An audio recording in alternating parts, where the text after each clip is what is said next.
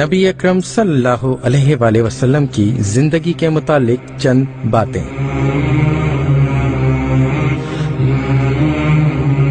آپ صلی اللہ علیہ وآلہ وسلم نے زندگی میں ایک حج کیا۔ آپ صلی اللہ علیہ وآلہ وسلم نے زندگی میں 4 عمرے کیے۔ آپ صلی اللہ علیہ وآلہ وسلم کی زندگی کے 53 سال مکے میں گزرے۔ آپ صلی اللہ علیہ وآلہ وسلم نے زندگی کے 10 سال مدینے میں گزارے۔ آپ صلی اللہ علیہ وآلہ وسلم کے 3 بیٹے تھے، قاسم، ابراہیم اور طاہر۔ آپ صلی اللہ علیہ وآلہ وسلم کے دانت مبارک جنگ احد میں شہید ہوئے۔ آپ صلی اللہ علیہ وآلہ وسلم کی وفات پر حضرت علی رضی اللہ تعالی عنہ نے غسل دیا۔ آپ صلی اللہ علیہ وآلہ وسلم کی تدفین کے لیے حضرت ابی طلحہ رضی اللہ تعالی عنہ نے قبر کھودی۔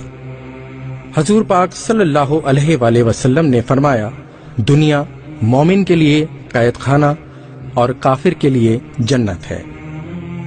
حضور پاک صلی اللہ علیہ وآلہ وسلم نے فرمایا، غریبوں کو کھانا کھلاؤ اور ہر مسلمان کو سلام کرو، چاہے تمہاری اس سے جان پہچان ہو یا نہ ہو۔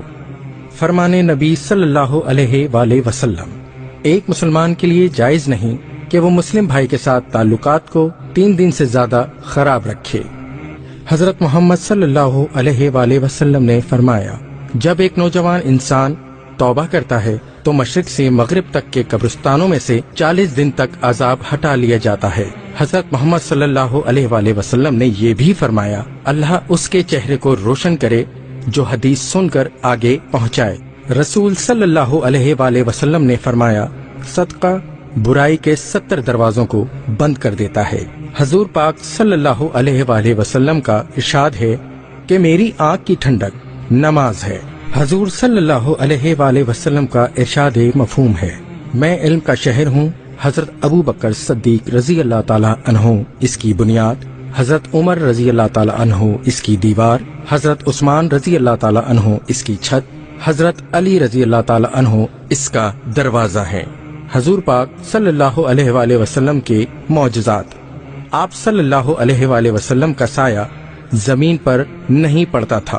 آپ صلی اللہ علیہ وآلہ وسلم پر کبھی مکھی نہیں بیٹھتی تھی۔ آپ صلی اللہ علیہ وآلہ وسلم کو کبھی جمائی نہیں آتی تھی۔ آپ صلی اللہ علیہ وآلہ وسلم جیسے آگے سے دیکھتے تھے ویسے ہی پیچھے سے دیکھتے تھے۔ آپ صلی اللہ علیہ وآلہ وسلم جس جانور پر سوار ہوتے تھے وہ کبھی بھی بدک کر نہیں بھاگا۔ آپ صلی اللہ علیہ وآلہ وسلم کے پسینے سے خوشبو آتی تھی۔ آپ صلی اللہ علیہ وآلہ وسلم جس پانی میں لعاب دہن ڈال دیتے وہ میٹھا ہو جاتا تھا۔